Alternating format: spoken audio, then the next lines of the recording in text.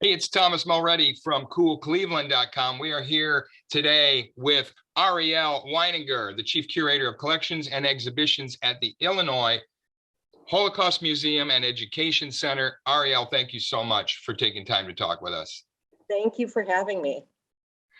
We're so excited. This exhibition, Stories of Survival, Object, Image, Memory, now on display at the Maltz Museum of Jewish Heritage here in Cleveland through February 27, 2022. You curated this exhibition. Where did this all come from? Obviously, this is really critical stuff from a number of these tragic events in history. Where did the genesis of this show come from? So the show is a partnership between the Illinois Holocaust Museum and a photographer based in Portland named Jim Lomason.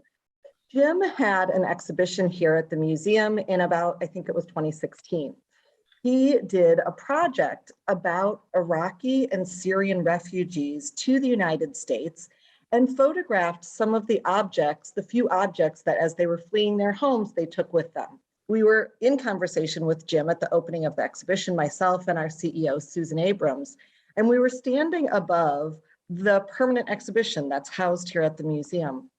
And we realized that we were standing in a building that had over 30,000 objects from the Holocaust time period that were brought here to the United States in some fashion by a relative, by the survivor.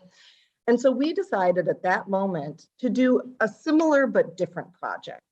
What we decided to do is we would look through our own collection, include Holocaust era items, give those photographs that Jim took back to the survivors, their family members, to have them respond.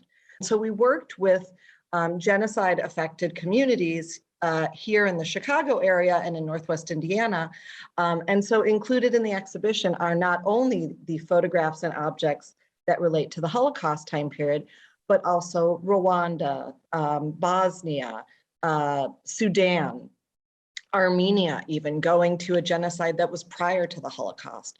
So all of those stories are woven together in this exhibition, and you really do see the shared human experience of what it means to go through war, displacement, and traumatic events. It is so cool that you've taken what's usually a visual art sort of exhibition, like we think of looking at objects on the wall or in a case, and you've turned that into a multimedia sort of explosion of emotion and memory, and you've tied it right back to the people who own these. You must have a few favorite pieces of your own in all of these different objects that are on exhibit here. I do. There, you know, of course, every object and every photograph of the objects and the responses are deeply affecting. So, you know, to read these people's firsthand stories about what happened to them is, I think, something that really, as a curator, is not something that I can give a visitor. It really is so important that it comes from the survivor or family of the survivor.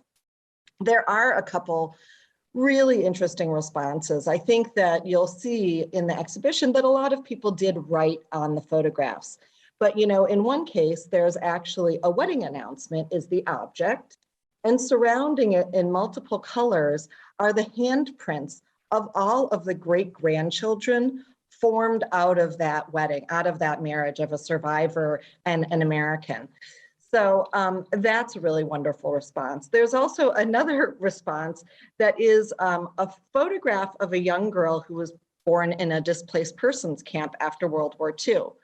When she looked at the photograph, she said, you know, you see this cute little baby here, and she said, but you don't see all of the trauma and all of the pain and suffering that my family went through. So she went about decorating the rest of the photograph with stamps, with writing. She even put chicken wire over the front of the photograph to emulate a fence, I would say.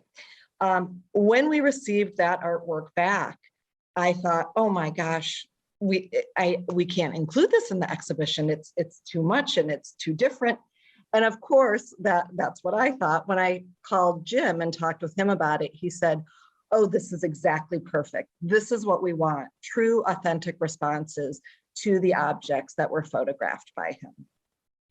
Wow. And that just opens up a door to all the different ways people can respond to these objects and connecting them to their own memories and to life. What kind of responses have you gotten from people now as this exhibition has toured around the country a bit? People are very moved by this exhibition. And I do think that seeing this project, people can think about what they would take if they had to flee their home. And an important question that Jim always asks during this project is, he said, lots of people think about what they would take, but you have to remember everything else you're leaving behind. So there are many questions and thoughts that can be provoked by visiting an exhibition like this.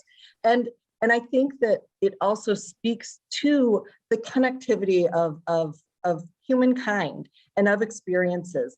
And you need not be, fortunately, a survivor of one of these really horrible time periods to understand the commonalities that we can all find in childhood, in toys, in enjoyment, in what family means.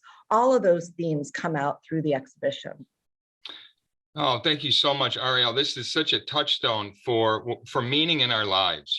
As we look to create meaning, what gives us meaning? What triggers memories for us? What is the importance of trauma? What do we take from that? What does it show about survival? This is a tremendous exhibition. Thank you for all your hard work on this and for taking time out to talk with us here today. Thank you so much. It was really my honor. Thank you so much. It's Thomas Mulready from CoolCleveland.com. Have a great week in Cool Cleveland.